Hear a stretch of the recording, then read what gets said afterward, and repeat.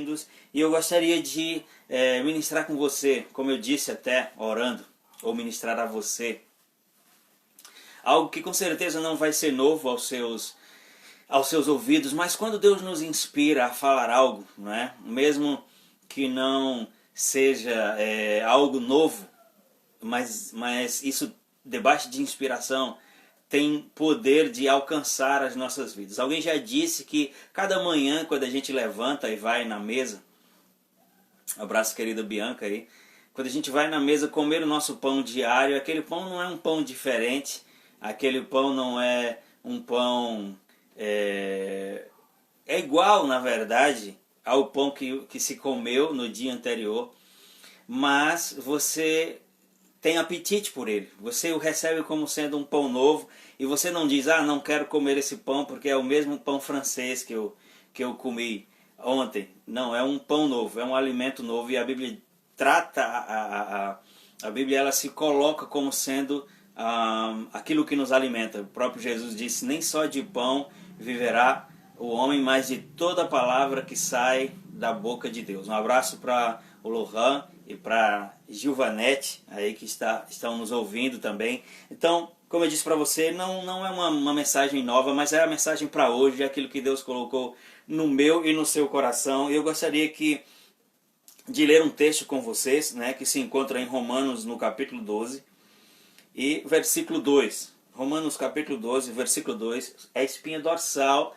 né, faz parte, eu diria, é um dos assuntos que é pilar da revelação neotestamentária, que é pilar para o entendimento nosso como igreja, e o que nos distingue, né, de uma religião comum é entender que nós não somos de igreja, mas que nós somos a igreja.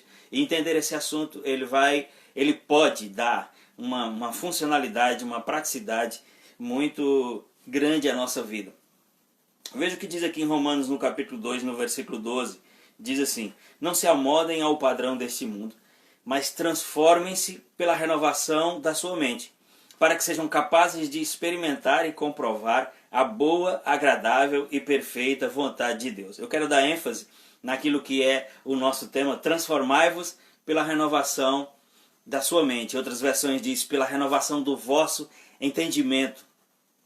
E eu sou cristão já há algum tempo, né? E a gente, no nosso meio, a gente aprende a valorizar sempre as coisas que têm aparência mística, espetacular, né? Aquilo que nós chamamos de mover, de poder, de sobrenatural, né? E sempre nós denominamos que o sobrenatural, na verdade, é aquilo que se pode ver como espetacular.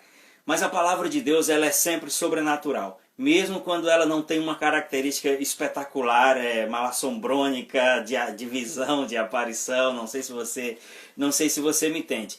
E esse assunto, a renovação da mente, é um assunto que foi negligenciado ou não despertou por muito tempo o interesse da igreja, exatamente porque ele não soa muito espiritual.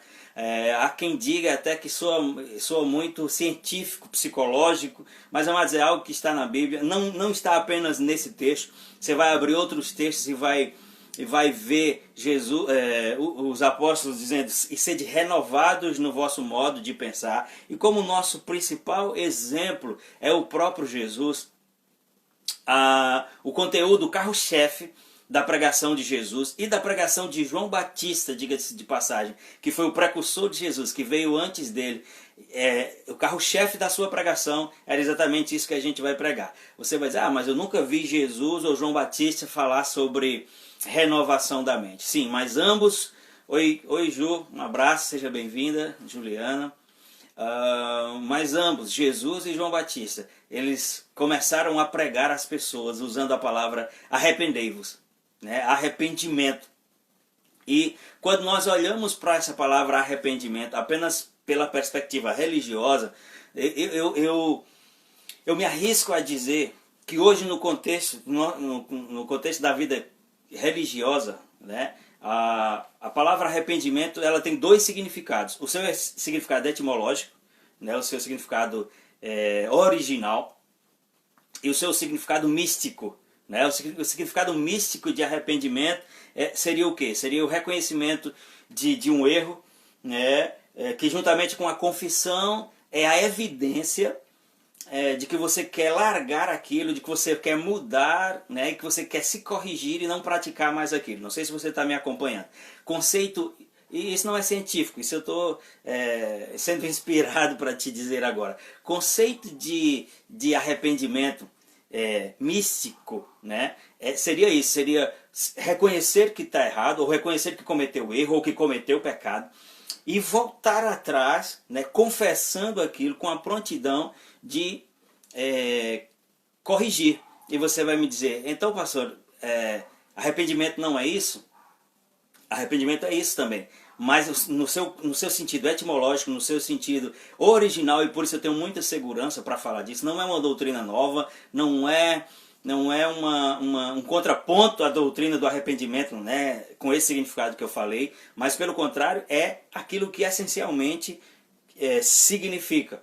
E quem estuda sabe que Antigo Testamento e Novo Testamento, no original, eles estão escritos em dois idiomas diferentes.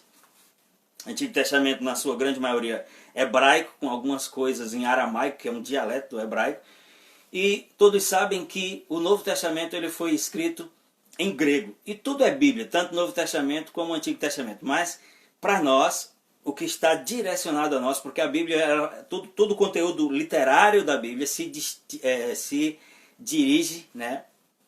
Se destina, a palavra essa, a 3 grupos de pessoas: gentios, judeus e igreja. Gentios, aquelas pessoas que de Abraão para trás não tinham uma aliança com Deus. Foi o povo que viveram na pré-aliança e depois gentio passou a ser a forma de definir uma pessoa sem Deus, ou uma pessoa pagã. Mas inicialmente gentios eram aqueles sem aliança, de Abraão para trás, porque Abraão foi o primeiro, né, judeu, o primeiro crente, né, da nação judaica foi Abraão. Foi ali que foi feita a aliança adâmica. E a partir de Abraão, como eu já disse, judeus, então tem uma grande parte da literatura bíblica destinada aos judeus. E depois a Bíblia vai mostrar de forma muito clara, lá em Efésios capítulo 2, que Jesus veio na plenitude dos tempos, evangelizou aos que estavam longe. Paulo se referindo aos gentios, evangelizou aos que estavam perto. Paulo agora falando deles mesmo como judeus. E ele diz, dos dois, ele fez cair o muro da inimizade, da separação, porque se você ler a Bíblia você vai ver que havia literalmente uma separação. Judeus se vendo como exclusivos de Deus e as pessoas que eram gentios literalmente como pessoas sem Deus. E a Bíblia diz que Paulo diz que Jesus veio, derrubou esse muro de inimizade, de separação, e dos dois fez um só homem, que é a igreja. Que dois é esse? Judeus e gentios. E desses dois ele fez a igreja. Então a igreja é um terceiro grupo de pessoas a quem a Bíblia se destina, formadas de judeus e gentios, ou na ordem, gentios e judeus que se converteram, que ouviram a palavra de Deus e receberam Jesus como seu Senhor e Salvador, e por isso se tornaram igreja. E eu digo isso para você entender que o conteúdo bíblico que tem mais direção, que é mais destinado a mim e a você, hoje na dispensação que nós vivemos, é o Novo Testamento, e mais especificamente ainda as cartas que foram direcionadas à igreja. Eu não quero entrar nesse mérito porque não é o tema central do que eu estou ministrando, mas pelo contrário eu quero voltar para aquilo que é a essência, que eu falei para vocês que tanto Jesus como João Batista trouxe uma mensagem onde o seu carro-chefe era arrependimento, e que, diferente apenas do conceito de arrependimento místico, traz na sua etimologia, no seu sentido da sua tradução do original, no caso grego, quer dizer metanoia, que é mudança de mentalidade. E renovação da mente, mudança de mentalidade, não é uma coisa muito pregada exatamente porque não sou espiritual, não parece com o mover do Espírito, não parece, mas talvez fique mais familiar, talvez fique mais acessível, mais aceitável se a gente trocar essa palavra renovação da mente ou metanoia por conversão. Você há de concordar comigo, uma coisa muito comum no nosso contexto religioso é a gente dizer assim, fulano se converteu tal dia, fulano foi em tal culto e tal igreja e se converteu em tal dia. Então a pessoa anota ali, eu me converti tal dia, na igreja tal, no culto tal. E não existe nada de comprometedor nisso, em você dizer, me converti tal dia, ninguém vai para o inferno por isso. Mas isso não seria a expressão correta para se falar, porque a conversão não é um evento que acontece num dia. Quando nós fazemos esse tipo de colocação, na verdade a gente está se referindo ao dia que a gente creu, e por crer nós recebemos, porque cremos na obra de Cristo, nós a recebemos e isso nos fez salvos. O que nós dizemos, tal dia eu me converti, na verdade seria mais bíblico, mais correto dizer, tal dia eu fui salvo, eu criei para ser salvo, porque Romanos capítulo 10, versículos a partir do 8 vai dizer, porque a palavra está perto de ti, na tua boca e no teu coração, a palavra da fé que pregamos, porque com o coração se crê para a justiça e com a boca se faz confissão para a salvação. Então eu e você ouvimos a palavra, cremos para a justiça. O que é crer para a justiça? É crer que nós somos justificados, que todas as nossas culpas, elas não foram apagadas, elas foram punidas em Cristo, e isso nos justificou. Aquele que não conhece o pecado, Deus o fez pecado por nós, para que nele nós fôssemos feitos a sua justiça. E naquele dia a gente ouviu,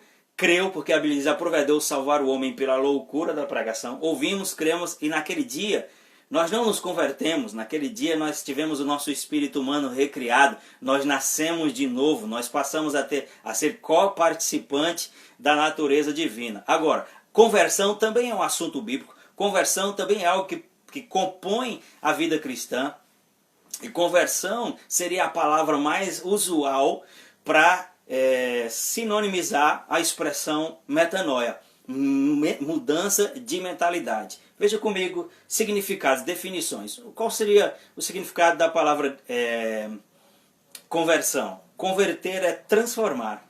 Converter é mudar de direção. Se você pegar a linguagem mais atual, que é a da informática, você vai ver, fulano, esse arquivo está em tal formato, converta ele para formato tal.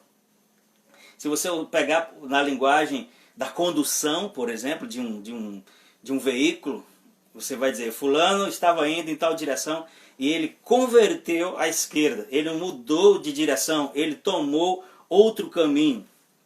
Então, amados, a expressão conversão, ela não é a mesma coisa, não é sinônimo de novo nascimento, não é sinônimo de salvação. Com o coração se crê para a conversão, não é isso que a Bíblia diz. A Bíblia diz, com o coração se crê para a justiça e com a boca se faz confissão para a salvação. Elisângela, minha amiga lá de Campina Grande, seja bem-vinda. E hoje eu queria falar isso com você, porque é algo muito importante. De tempos em tempos Deus traz isso novamente no meu coração, para que a gente não se distancie dessa verdade e a gente possa trazer para a vida prática. E uma vez que a gente trouxer isso para a vida prática, a gente possa tirar disso, no bom sentido, o proveito que isso realmente tem, o entendimento de o que é passar por um processo de renovação da mente, que é o que nós chamamos usualmente no nosso meio de conversão. Paulo diz assim, não se amoldem ao padrão deste mundo, mas transformai-vos pela renovação da vossa mente. Então, para que eu e você entendamos, novo nascimento e conversão não é a mesma coisa. Novo nascimento é eu e você passar pela porta da salvação. Quando nós ouvimos a palavra da salvação, entendemos a obra de Cristo, cremos a ponto de recebê-la, isso nos faz pessoas salvas. Nosso destino eterno foi mudado, nosso espírito humano foi recriado, estava caído desde Adão e foi recriado em Cristo. Isso nos fez coparticipantes da natureza divina. Mas se a gente for honesto, a gente vai perceber que esse evento não nos colocou dentro de uma condição de usufruto. Não sei se você entende essa expressão. O fato de eu e você termos nascido de novo, termos recebido a obra de Jesus, não nos coloca automaticamente dentro de uma condição de usufruto da nova vida em Deus. Por quê? Porque o que esse texto, juntamente com outros textos, dizem de forma clara, é que o milagre da recriação é algo que acontece quando nós cremos, como eu já disse, mas para que a gente possa usufruir, para que a gente possa experimentar essa nova condição de vida, é necessário que a gente faça o que Jesus disse no começo, faça o que João Batista disse no começo, a gente passa por um processo de arrependimento, que originalmente quer dizer mudança de mentalidade. A coisa mais comum da gente ver são pessoas transitando no reino no terreno, vamos dizer assim, do reino de Deus, como pessoas novas convertidas, mas com uma mentalidade de velhas criaturas. Nós estarmos dentro do ambiente de salvos, mas pensando como perdidos, mas agindo como perdidos. E eu queria que você colasse o seu coração aqui, para que a gente entendesse que renovação da mente e conversão não é só uma doutrina, não é só um evento. Fique com isso. Renovação da mente não é só uma doutrina, não é só um evento, é uma condição. A renovação da mente é uma condição. Como assim condição? O usufruto da vida cristã não acontece se a gente não passar de forma subsequente, ou seja, depois do novo nascimento, intencionalmente por um processo de renovação da mente, que isso é o que nós chamamos de conversão. Então, para simplificar para você, eu vou dizer, o novo nascimento é um milagre que acontece instantaneamente quando a gente nasce de novo, o espírito humano é recriado. Mas a conversão é um processo paulatino, é um processo gradativo, que acontece na vida de cada indivíduo que intencionalmente se expõe às verdades de Deus e se coloca debaixo de um processo de substituição dos valores antigos os novos valores, aquilo que a Bíblia diz. Quando isso não acontece, na melhor das hipóteses, o que acontece é que a gente passa a se familiarizar com um ambiente religioso novo, a gente muda de um lugar para outro, a gente muda de uma igreja para outra, a gente muda de um segmento para outro, a gente muda às vezes a forma de falar, na maioria das vezes muda a forma de vestir, como resultado dessa suposta conversão, mas as coisas essenciais não mudam, porque quando a gente vai para aquilo que diz respeito à vida e à piedade, como diz lá em 1 Pedro, nós estamos lançando mão dos mesmos recursos, das mesmas coisas que o mundo lida. Eu posso lhe mostrar textos bíblicos que vão comprovar isso que eu estou lhe dizendo, chamando a sua atenção mais uma vez para que a gente largue esse texto e passe para outros, para o cuidado que Paulo teve quando ele disse assim no versículo 2, não se amoldem ao padrão deste mundo, as versões mais antigas como Revista Corrigida, Revista e Atualizada vai dizer assim, não vos conformeis com esse século. Esse não vos conformeis não assuma o formato. A gente tem na nossa linguagem significados diferentes para a mesma palavra, e às vezes a gente usa a expressão se conformar como aceitar porque não tem outro jeito. Ah, fulano, se conforme. Seria também um sinônimo, mas não é o que está dizendo aqui. O que está dizendo aqui, não vos conformeis, quer dizer, não assuma a forma, não permaneça nesse formato, que é a realidade minha e sua e de todas as outras pessoas quando a gente recebe Jesus. A gente já traz um formato, a gente já traz uma forma, e essa forma, segundo a Bíblia, é a forma do século. Não vos conformeis com esse século. Século aqui é a palavra que define sistema, secularidade, aquilo que que evidencia, que reflete o mundo em si. Todos nós, nascidos de novo, a gente ainda traz em nós esse formato, o formato do século, o formato do sistema. E quando Paulo diz, não vos conformeis com esse sistema, com esse século, com esse mundo, mas transformai-vos pela renovação da vossa mente, ele coloca isso como um requisito. A continuidade, ele deixa muito claro qual a finalidade, e quão importante a finalidade disso, quando ele diz assim, para que possa experimentar. É isso que eu falo de usufruto. Experimentar, usufruto é um sinônimo de experimentar. Usufruir quer dizer experimentar. Há uma possibilidade muito grande de nós conhecermos coisas e nunca ter experimentado. Até eu vir para o sul, por exemplo, eu conhecia pêssego, mas eu nunca tinha experimentado, a não ser aqueles em compota ali, né? Eu conhecia a amora, mas eu nunca tinha experimentado. Por quê? Porque são frutas comuns dessa região. Mas o fato de eu só ter comido aquilo depois, não quer dizer que eu já não conhecia. Eu conhecia, entre aspas. Mas existe uma diferença muito grande entre conhecer pela perspectiva da informação e conhecer pela experiência.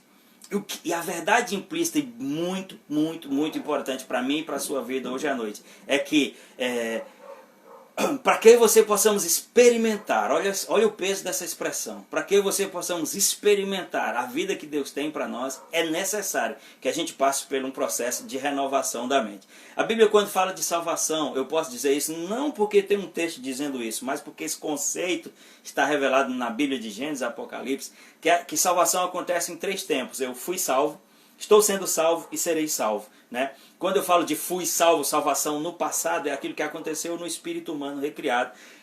Quando ele foi recriado, melhor dizendo, é aquilo que aconteceu no espírito humano, quando nós recebemos Jesus, que promoveu recriação, né? E nós passamos a fazer parte da natureza divina. Quando eu digo que estamos sendo salvos, aí sim eu estou falando sobre o processo de renovação da mente. Pastor, e qual é o respaldo bíblico que o senhor tem para isso? Além desse texto que nós estamos usando aqui, não vos conformeis com esse século, mas transformai-vos pela renovação do vosso entendimento. Tem um texto de Efésios que diz, sede renovados no vosso modo de pensar. E também tem um texto de Tiago que diz que pela vossa perseverança ganhareis a vossa alma. Então, jamais esse texto de Tiago estaria falando sobre perseverança, ganhareis a vossa alma pela perspectiva da salvação do Espírito. Primeiro porque salvação não é uma conquista. A Bíblia diz lá em Efésios 2, 8 e 9 que vocês são salvos pela graça. E isso não vem de vós, é dom de Deus, não por obras, para que ninguém se glorie. Então ele não podia estar falando sobre conquistar salvação no Espírito, porque isso é muito claro para nós, doutrinariamente definido, que salvação é um dom de Deus, é pela graça por meio da fé. E outra coisa, é que aqui Tiago estava escrevendo não para pessoas descrentes, mas para pessoas crentes. Então não adianta a gente forçar uma peça quadrada para caber num buraco redondo, porque na verdade ele não está falando ali para a igreja. Mas quando ele diz, pela vossa perseverança ganhareis, salvareis a vossa alma, ele está falando de alma não espírito, mas de alma psique, de alma esse lugar que precisa passar pela metanoia, pela mudança de mentalidade, pelo que nós chamamos de, biblicamente, o que nós chamamos de conversão, que é o processo de largar o formato antigo, largar a vida antiga, largar os padrões antigos e dar lugar àquilo que Deus diz para nós. Amados, aquilo que Deus tem para nós nessa nova condição. Não existe mais nada mais patente do que isso e que se pode experienciar de forma prática, ao vivo, quando você convive no contexto da igreja. Isso é muito patente. Você vê pessoas boas, de boa vontade, que estão no contexto da igreja, mas elas não estão experimentando a nova vida em Deus, porque elas estão transitando num ambiente de livres com a mentalidade de escravos. Porque o texto diz muito claro que renovar a mente é a condição para que eu possa experimentar. O texto diz, não vos conformeis com esse século, mas transformai-vos pela renovação da vossa mente. Para quê? Para que possa experimentar qual seja a boa, agradável e perfeita vontade de Deus. Eu vou falando e você vai se lembrando. A coisa mais comum é a gente ver Deus se revelar através da sua palavra, mostrando aquilo que Ele pensa sobre nós, mostrando aquilo que Ele tem para nós, mostrando que Ele é o Deus do mais que suficiente, é o Deus que já levou sobre si, no caso de Jesus, as nossas dores e enfermidades no madeiro, é o Deus que é a nossa paz. Todas essas coisas são favoráveis a nós e elas estão destinadas àqueles que creram em Jesus para a salvação. Mas muitas vezes a gente não está vivendo isso. Pelo contrário, muitas vezes a gente está vivendo debaixo de grande dificuldade, de grande aperto, que muitas vezes em situação evidente, aparente, pior do que muitas pessoas que não estão dentro da igreja. E isso é porque, embora tenha entrado pela porta da salvação, não entrou de forma intencional num processo de renovação da mente, que é o que faz com que a gente experimente.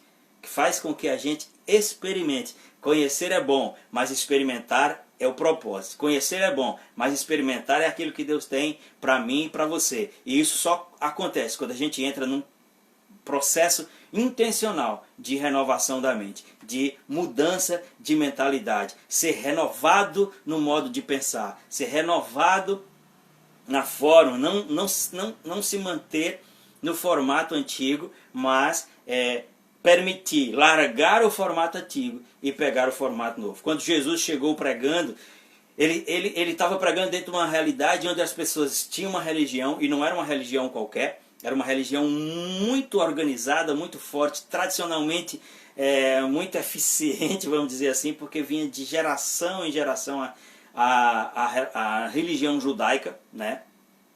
cheia de regras de sábado, de alimento, de sinagoga, de isso, daquilo, cheio de não pegue, não faça, não coma, não vá, enfim, você conhece isso. E tanto João Batista como Jesus, eles vieram trazendo essa mensagem: transformai-vos, metanoia, arrependei-vos, que quer dizer, mude a sua mentalidade, porque a parte principal, mais importante, mais eficiente na transformação, no resgate, na redenção, estava reservada para Jesus.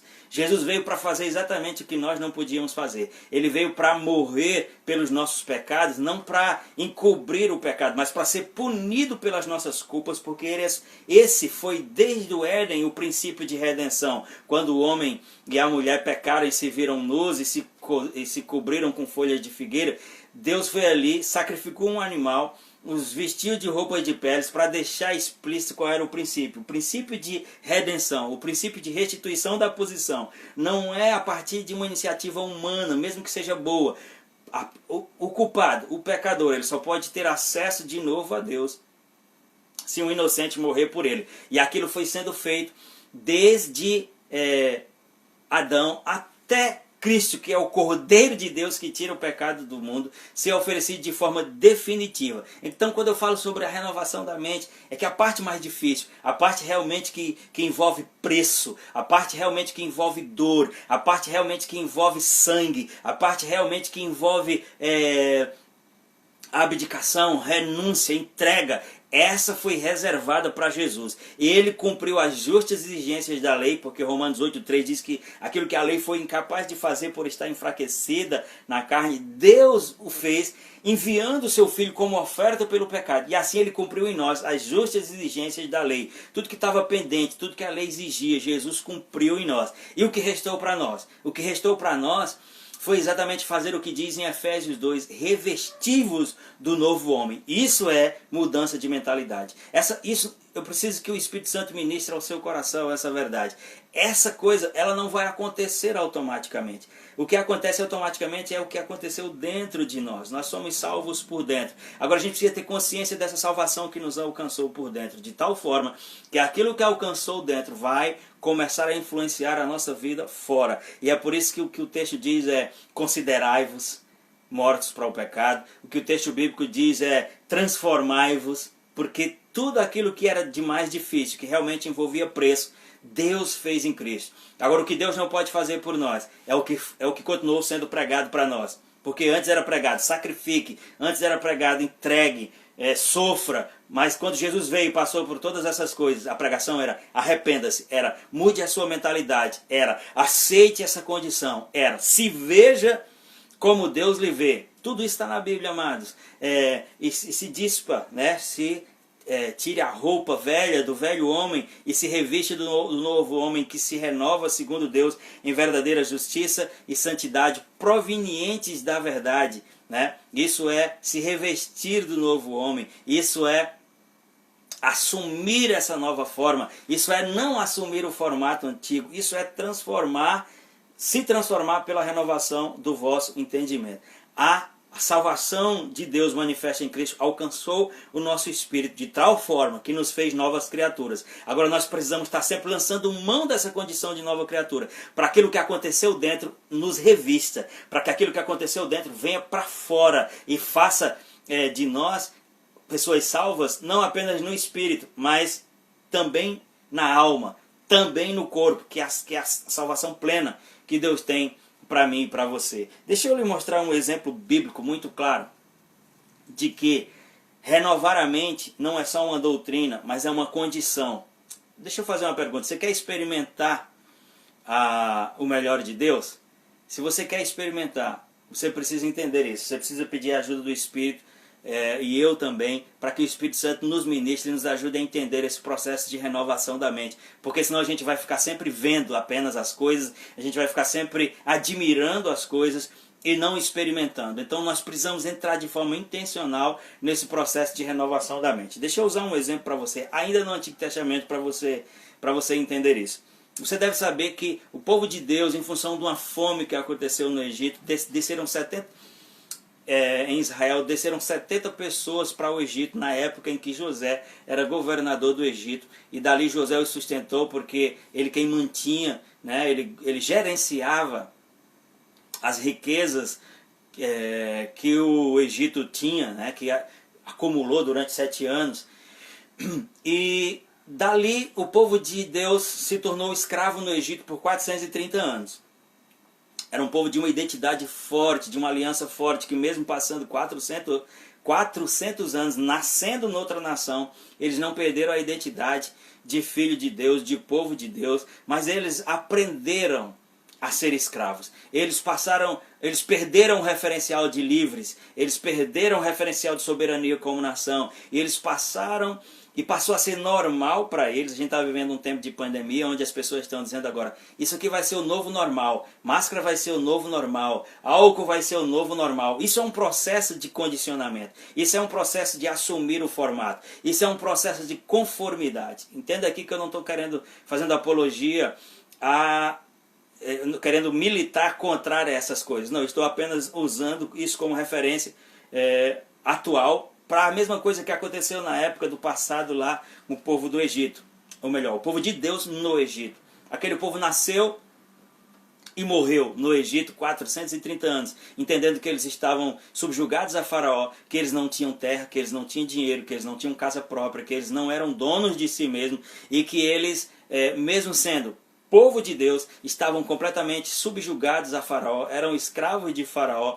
E se você já leu a Bíblia, você percebe que tem toda uma história. Quantos filmes já se fizeram em relação fazendo referência ao êxodo, a saída do povo do Egito? Quantos milagres envolveram a saída do povo do Egito? Pragas, água sendo transformada em sangue, piolhos, gafanhotos, enfim. A morte dos primogênitos dos egípcios. Depois da própria saída, um mar vermelho se abrindo. Quando faltou água saindo da rocha. Quando faltou comida, codornizes caíam do céu. Sem falar no maná, que a cada dia veio como alimento contínuo para aquele povo. Então eles foram tirados do Egito, debaixo de mão forte, a Bíblia diz, presenciando milagres extraordinários que talvez se você viver um monte de anos, a gente não vai ver coisa parecida com aquilo. Mas quando eles chegaram no limiar de possuir a terra, eu não tenho tempo de ler tudo, então eu vou só falar com você. Quando aquele povo chegou no limiar de possuir a terra, além de ter todos esses referenciais, esses registros, esses testemunhos dos milagres que evidenciavam a vontade de Deus, eles ainda tinham uma promessa: vocês vão sair daqui com a riqueza dos egípcios e vão possuir uma terra, a terra de Canaã, terra que mana leite e mel, onde comerão pão sem escassez e onde tudo que se planta dá. Eles tinham uma promessa que com todas as letras Deus disse: vá, porque eu dou a vocês aquela terra. Só que Moisés, que era o líder daquele povo, que tinha crescido com a mentalidade escrava, mandou que alguns espias fossem ver essa cidade, por onde começaria a possessão, no caso Jericó, onde eles começariam a possuir a terra prometida. E quando eles foram ver, eles viram que a terra realmente, comprovadamente, era aquilo que Deus disse, era uma terra riquíssima. O texto relata que 2 homens eram necessários para segurar um cacho de uva só, com uma verga, com uma vara, de tão grande que aquilo era, né? Só que eles chegaram com esse testemunho de que a terra realmente era muito boa, mas que lá haviam gigantes, eram os filhos de Enac. E eles disseram que aos seus próprios olhos, isso era um autorretrato, isso era como eles se viam. O nome disso é mentalidade limitante, mentalidade escrava. Isso não foi do nada, isso não foi produto de um vitimismo, eu sou um coitadinho. Não, isso foi produto de anos debaixo de um formato só, de anos debaixo do jugo e da tirania de Faraó. Mas eles estavam sendo tirados de uma condição de escravo para uma condição de livre. E quando eles chegaram no limiar de possuir a terra, tudo que eles tinham que se fazer era se posicionar, porque além dos milagres eles estavam apoiados na promessa que Deus fez. Eles disseram: esse povo é grande demais, nós somos pequenos demais, nós nos vemos como gafanhotos, e eles também nos veem assim. E nós sabemos que ninguém viu os espias, porque se eles tivessem sido vistos, eles não tinham voltado para trazer relatório. Porque se alguém deixa um espia voltar, é garantir que quando eles vierem novamente, eles já vão vir para possuir a terra. Então eles disseram, nós nos vemos como gafanhotos e eles também nos veem assim. Mentalidade escrava. Vamos contextualizar, amados. Você já experimentou pelo menos parte dos milagres que esse povo experimentou? Às vezes a gente acha assim, se eu visse um milagre, se eu experimentasse um milagre, a minha vida se resolveria. Esse povo viu toda espécie de milagre, mar se abrir, água sair da rocha, pão cair do céu, que mais? Água amarga ficar doce, entre tantos outros milagres que eles presenciaram. Mas quando eles chegaram no limiar da terra, eles perceberam que a crença, o poder de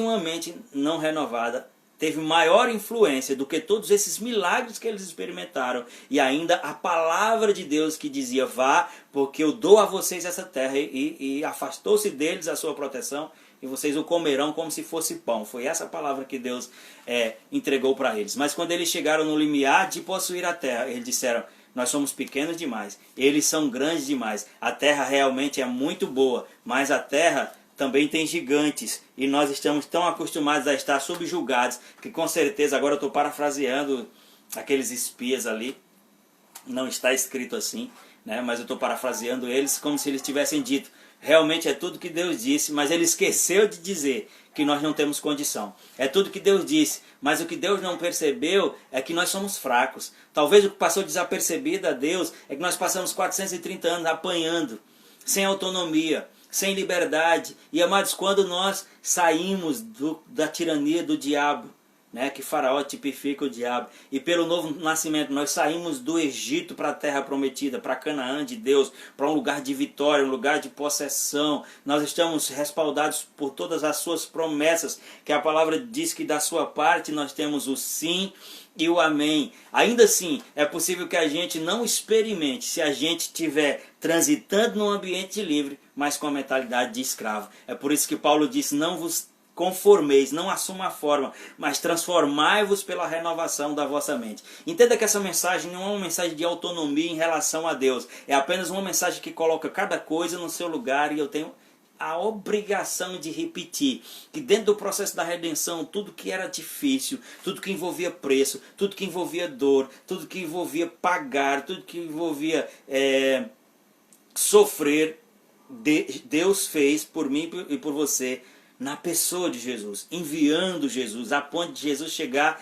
no Getsemane, às portas da crucificação, e dizer, Pai, se possível for, passa de mim esse cálice.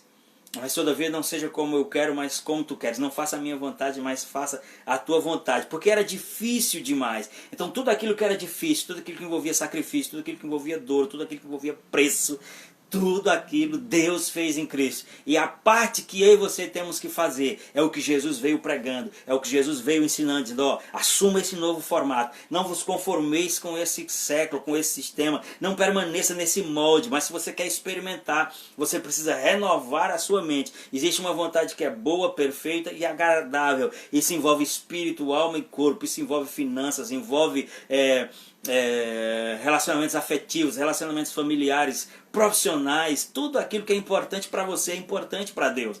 E a boa, agradável e perfeita vontade de Deus envolve todas essas coisas. Mas existe uma condição. E a condição não é o tanto que eu sou fiel, não é o tanto de dízimo que eu dou, não é se eu me arrependi dos meus erros passados ou não. Não. A condição é se eu recebi a obra de Cristo e entrei num processo de renovação da mente, para que eu me veja como Deus me vê. Essas pessoas, elas chegaram no limiar de possuir a terra, e para nossa tristeza, e principalmente para a tristeza deles, a Bíblia diz que de um número imenso, que teologicamente não existe concordância sobre a quantidade de pessoas que saíram do Egito, porque a Bíblia não é clara sobre isso, mas alguns pegam algumas coisas e concluem. Eram 2 milhões de homens, aí contando isso acima de 20 anos, aí não conta os abaixo de 20 anos, não conta mulheres nem crianças, aí um pelo outro, como a gente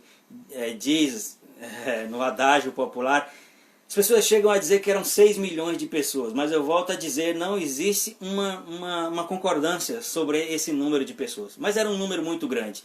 E para tristeza e para respaldar esse princípio que eu estou ensinando aqui, essas pessoas que carregaram, que trouxeram da condição de escravo para a condição de livre, a mentalidade escrava, elas estavam geograficamente no lugar de livre, elas estavam na atmosfera da manifestação de Deus, de noite uma coluna de fogo porque o deserto é frio, e de dia uma nuvem porque o deserto é quente. Elas estavam no ambiente do milagre, elas estavam vendo coisas que elas não viam lá no Egito, favorecimento, graça. Elas estavam errando e mesmo assim recebendo provisão, elas estavam murmurando e mesmo assim recebendo manifestações, só que elas, quando tiveram que entrar na terra, elas não entraram porque a mentalidade era a mentalidade escrava. Mesmo tendo uma palavra de Deus, eles disseram, nós não podemos, eles são grandes demais, nós nos vemos assim, como gafanhotos. E com certeza eles também nos veem assim, porque quando a gente está com a visão distorcida, não só a gente se vê ruim, mas a gente pensa que os outros estão vendo a gente ruim também.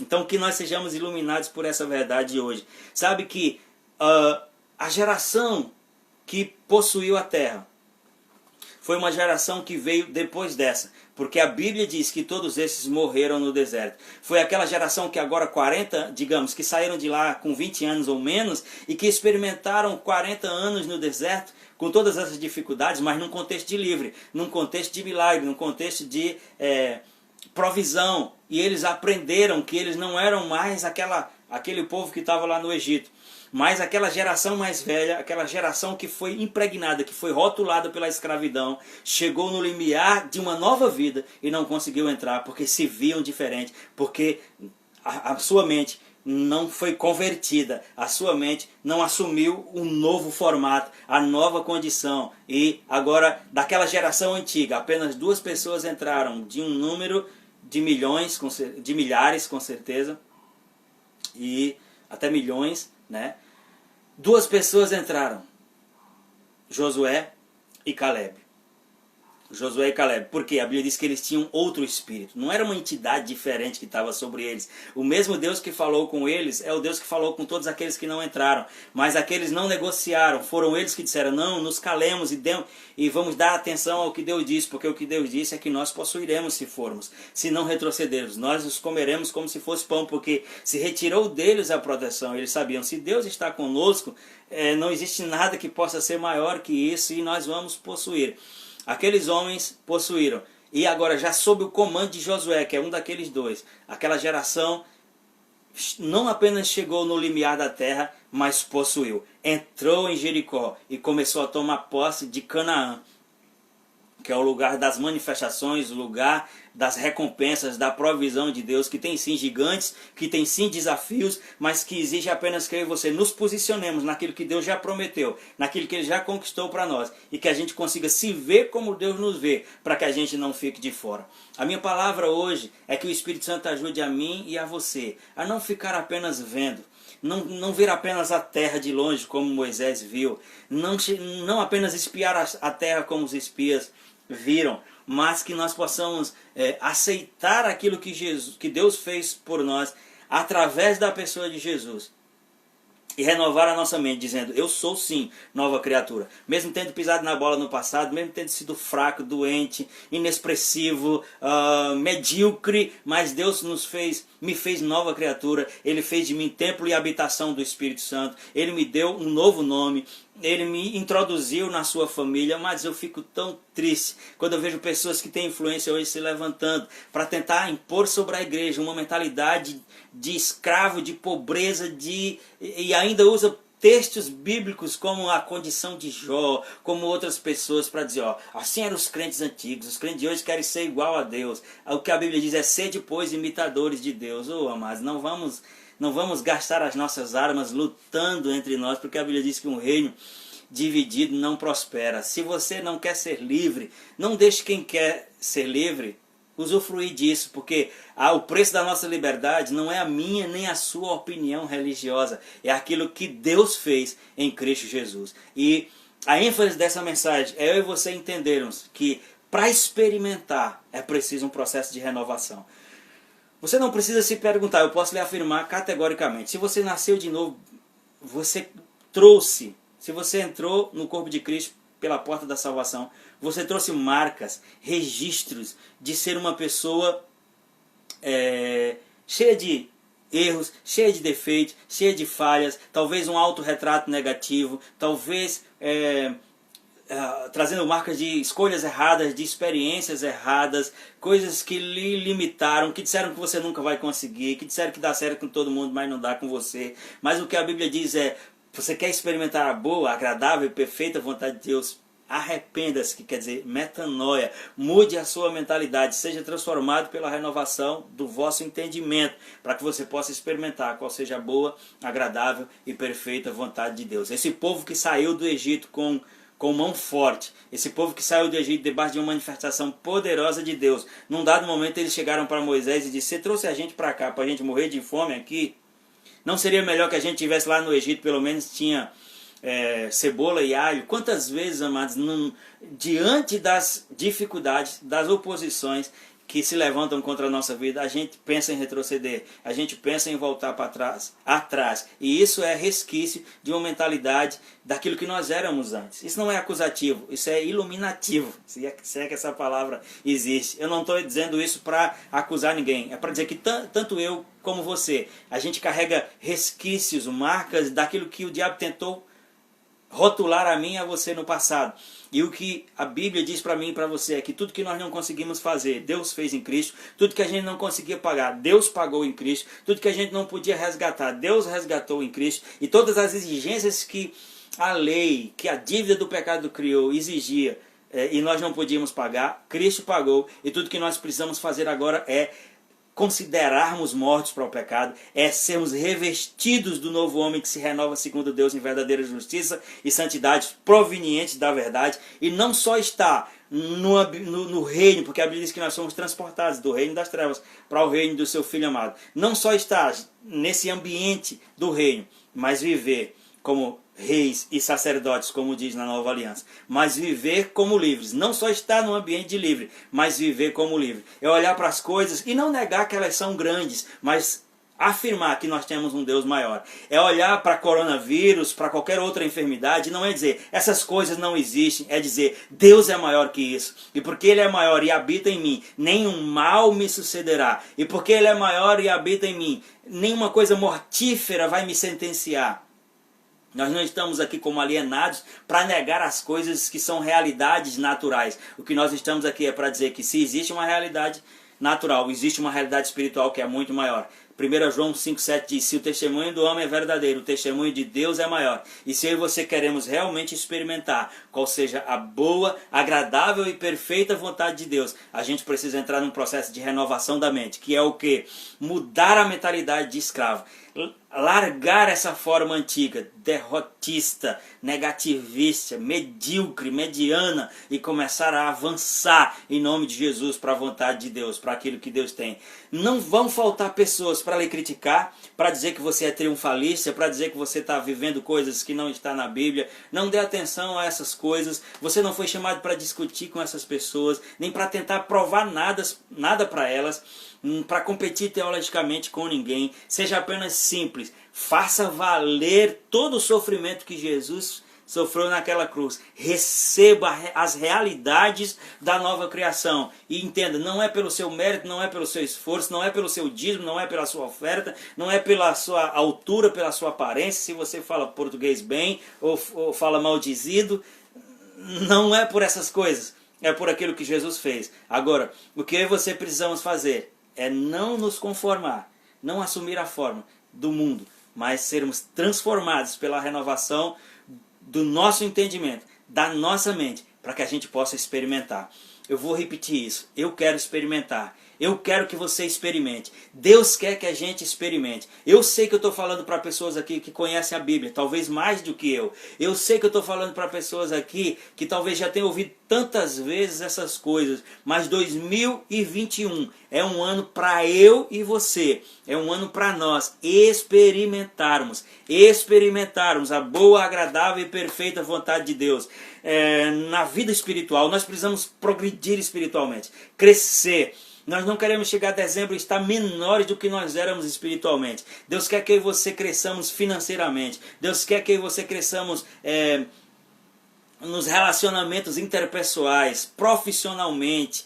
Deus quer isso. Então eu e você precisamos querer. Eu sei que você teve uma vida difícil, eu também tive.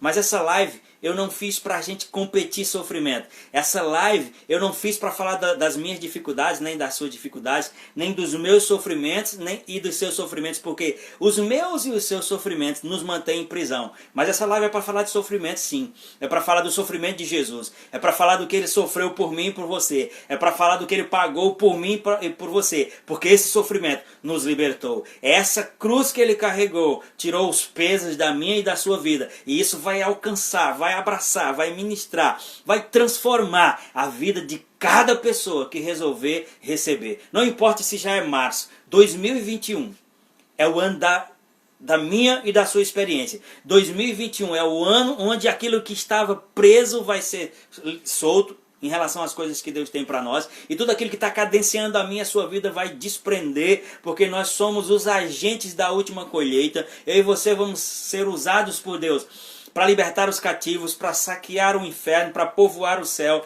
para levar liberdade aos cativos, como diz em Isaías 61, vista aos cegos, e anunciar o ano aceitável do Senhor. Você que é falante, você que é pregador, você que é influente, você que tem um canal, você que prega numa igreja, não gaste teu tempo falando sobre outras igrejas. Não queira converter pessoas que já são crentes. Se apegue às verdades de Deus e deixe essa salvação transbordar a ponto que toque na vida de outras pessoas. Nós estamos vivendo num tempo que não vai parar de se levantar pessoas achando que foram enviadas por Deus para aferir o que é de Deus e o que não é, para dizer o que é certo ou não na igreja, para dizer sobre a perspectiva do padrão antigo de igreja, que isso sim era o que era certo, que isso sim é o que era errado. E eu e você não fomos chamados para discutir com essas pessoas, não fomos chamados para gastar o nosso tempo, as nossas armas, o nosso potencial, tentando convencer essas pessoas, porque tem pessoas se perdendo, tem pessoas que estão indo para o inferno, tem crentes que estão, mesmo no contexto da igreja, estão debaixo de jugo, de peso da religiosidade, dos pesos da lei que Jesus já pagou. Então não gaste teu tempo discutindo com outras pessoas que pensam diferente de você. Se entrega completamente a Deus, não é na sua própria força. Permite que Ele assuma, preencha todos os espaços da sua vida. Permita que a metanoia, a mudança de mentalidade, desprenda tudo aquilo que era o formato antigo, todo o sofrimento que você passou, talvez a experiência de um relacionamento antigo, de um xingamento, de um maltrato, de uma traição. Essa não é mais a sua realidade. O meu e o seu passado não pode nos definir. O que tem que nos definir é aquilo que Deus diz sobre nós. E quando a Bíblia diz que nós precisamos ser como criança, é porque criança não fica questionando, ela não fica contabilizando o tanto que sofreu no passado. Se tiver uma palavra assim, a porta está aberta e você pode entrar e ali vai ter uma piscina de bolinha para você brincar. Ela vai passar por aquela porta, ela vai se jogar na piscina de bolinha e vai dizer: Deus tem isso hoje para mim e eu não quero saber do ontem, porque a mensagem de Deus para mim é o pavimento de hoje que vai me levar para o amanhã. Ele diz: eu sei que pensamentos têm a vosso respeito, são pensamentos de paz e não de mal, para lhe dar o futuro que você deseja, o futuro que você precisa. Então, essa era a mensagem para hoje. Essa mensagem é para mim, essa mensagem é para você. Transformai-vos pela renovação do vosso entendimento. Mude a sua mentalidade para que você possa experimentar qual seja a boa, agradável e perfeita vontade de Deus. Se você creu nas coisas que foram ministradas aí, comece a ministrar a sua própria vida e comece a dizer: eu vou experimentar. Eu vou experimentar. Eu sei que você tem experimentado coisas amargas. Eu sei que você tem experimentado o fel das traições, o fel das decepções, dos desapontamentos. Mas a terra onde Deus conduziu a mim e a você, a Bíblia diz que é terra que emana leite e mel. Não é fel. São palavras parecidas, mas que têm sabores diferentes. Leite e mel, coisa boa, coisa doce, coisa que alimenta, coisa que é aprazível. Jesus diz: essas coisas vos tenho dito para que a vossa alegria seja completa. Decida no que você vai crer. Você vai ficar debaixo dos julgos que a lei impunha, mesmo Jesus tendo levado, ou você vai ser simples como uma criança e pular na piscina de bolinha e dizer: é isso que Deus tem para mim, é isso que eu vou usufruir, esse é o meu novo formato, esse é o meu novo retrato, essa é a minha nova casa, esse é o meu novo lar, e aquilo que passou já passou, esquecendo das coisas que para trás ficam e avançando para as que estão diante de mim, eu prossigo para o alvo, para alcançar o prêmio da soberana vocação de Deus em Cristo Jesus. Amém?